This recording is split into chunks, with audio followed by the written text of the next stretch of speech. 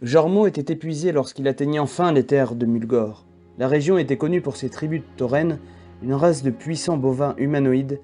Il se sentait un peu plus en sécurité ici. Les plaines étaient parsemées de collines verdoyantes et le ciel était constamment traversé par des nuages blancs et floconneux. L'air était frais et pur et l'atmosphère paisible. Jormo fut immédiatement séduit par la beauté de Mulgore et se sentit en harmonie avec cette région. Il avait l'impression que c'était là qu'il était censé être et qu'il y trouverait sa place. Il n'avait jamais ressenti une telle paix et un tel sentiment d'appartenance, même dans le monde réel. Il se sentait véritablement chez lui à Mulgore. Jormo avait longtemps marché à travers les plaines de Mulgore, essayant d'éviter les villages de taurennes qui peuplaient la région. Il savait qu'il était un étranger ici, et il ne voulait pas attirer l'attention sur lui. Et malgré tous ses efforts, il finit par tomber nez à nez avec une tribu de Huran, des porcs humanoïdes agressifs et belliqueux. Ils avaient l'air furieux, et Jormo comprit rapidement qu'il avait dû involontairement passer trop près de leur camp. Il recula lentement, essayant de calmer les choses, mais les Huran avaient l'air déterminés à se battre. Jormo savait qu'il n'avait aucune chance contre eux tous. Il fallait qu'il trouve un moyen de s'enfuir. Il jeta un coup d'œil autour de lui, à la recherche d'une issue. Mais il n'y avait rien à proximité. Il était coincé. Il prit une profonde respiration et se prépara au pire, se disant que peut-être il pourrait en vaincre quelques-uns avant de succomber. Alors qu'il se débattait, il fut sauvé in extremis par Isoxan, un jeune tauren qui passait par là. Isoxan était un guerrier à la force herculéenne, et il n'eut aucun mal à vaincre les Huran. Il libéra Jormo et se présenta. « Bonjour, étranger.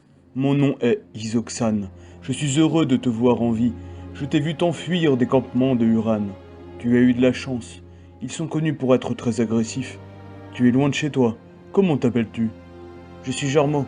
Eh oui, je suis bien loin de chez moi. Je suis perdu et je cherche Orgrimmar, la capitale de la Horde. Pouvez-vous m'aider à y arriver ?»« Oui, je peux t'aider. Orgrimmar n'est pas très loin d'ici. Il faut que je te présente d'abord à mon camp. » Isoxan conduit Jormo jusqu'au camp de sa tribu, qui se trouvait dans un vallon verdoyant au milieu des collines de Mulgore. Les taurennes qui y vivaient étaient tous des guerriers et des chasseurs aguerris, mais ils accueillirent Jormo avec bienveillance et curiosité. Le chef de la tribu, un grand tauren à la crinière grise, nommé Ulgax, se leva pour saluer Jormo. « Bienvenue dans notre humble camp, étranger. Je suis Ulgax, chef de cette tribu.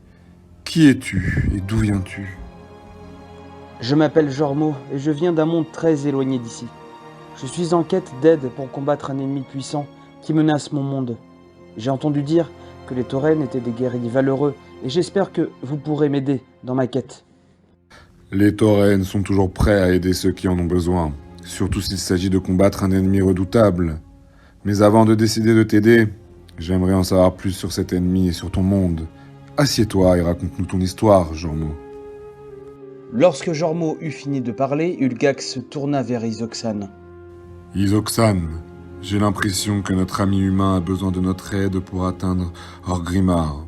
Tu vas l'accompagner jusque là-bas et veiller à ce qu'il arrive sain et sauf auprès des chefs de la Horde. » Isoxan hocha la tête, fier de l'opportunité qui lui était offerte de montrer sa valeur en tant que guerrier. « Je ne vous décevrai pas, Ulgax. Je veillerai sur notre ami humain et je l'aiderai à atteindre sa destination. » Je sais que je peux compter sur toi, mon fils. Va, et que la force des esprits soit avec vous deux. Et ainsi, Jormo et Isoxan partirent ensemble vers Orgrimmar, prêts à affronter tous les dangers qui se dresseraient sur leur chemin.